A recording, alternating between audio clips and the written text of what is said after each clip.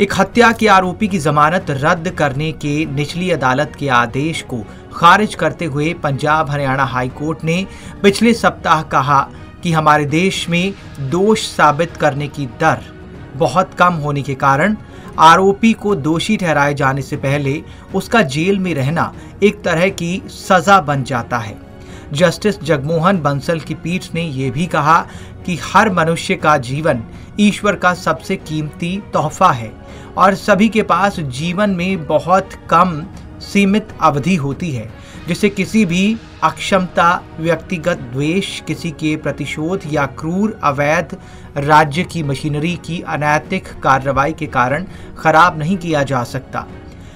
अदालत ने आगे कहा कि आदतन अपराधी को छोड़कर गिरफ्तारी के बाद सादा जीवन जीने वाले आम लोग अपने और राज्य के प्रति आत्मसम्मान और विश्वास खो देते हैं।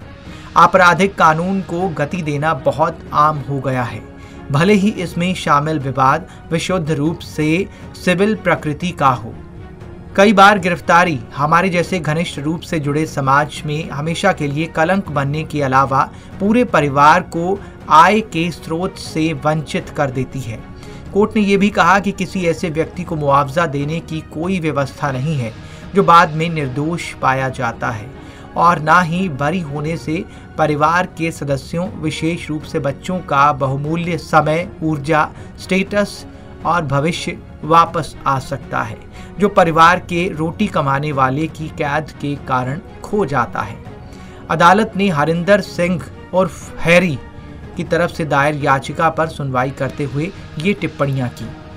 याचिकाकर्ता ने अतिरिक्त सत्र न्यायाधीश लुधियाना के उस आदेश को रद्द करने की मांग की थी जिसके तहत उसके द्वारा प्रस्तुत जमानत बॉन्ड को रद्द कर दिया गया था और उसके खिलाफ गिरफ्तारी के गैर जमानती वारंट जारी किए गए थे।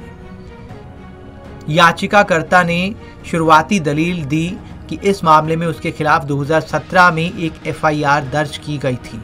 और इस साल मई में उसे हाई कोर्ट से जमानत मिल गई थी। हालांकि लुधियाना ट्रायल कोर्ट में उसके पेश ना होने के कारण कोर्ट ने उसके खिलाफ गैर जमानती वारंट जारी कर दिए। ये भी कहा कि वो अगली सुनवाई पर ट्रायल कोर्ट में पेश होने के लिए तैयार है। इन तथ्यों पर विचार करते हुए, ये देखते हुए कि बॉन्ड को रद्द करने या भगौड़ा अपराधी या व्यक्ति के रूप में किसी की घोषणा का उद्देश्य उसकी उपस्थिति को सुरक्षित करना है, अदालत ने कहा कि याचिकाकर्ता खुद मुकदमे का सामना करने के लिए आगे आया है और हर तारीख को ट्रायल कोर्ट के सामने पेश होने का वचन दिया है, इसलिए उसकी याचिका को स्वीकार किया जाता है। हाई कोर्ट ने याचिकाकर्ता को 9 दिसंबर 2022 को ट्रायल कोर्ट के सामने पेश होने और कोर्ट की संतुष्टि के लिए नए जमानत बॉन्ड भरने का निर्देश दिया है। हालांकि कोर्ट ने याचिकाकर्ता पर 10,000 रुपए का जुर्माना लगा दिया है